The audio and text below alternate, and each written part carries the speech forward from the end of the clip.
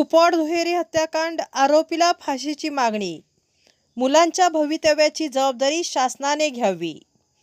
कुपवाडच्या विघ्नहर्ता कॉलनीतील दुहेरी हत्याकांडानंतर केसरेकर कुटुंबातील दोन्ही मुलांच्या भवितव्याचा प्रश्न गंभीर बनला आहे।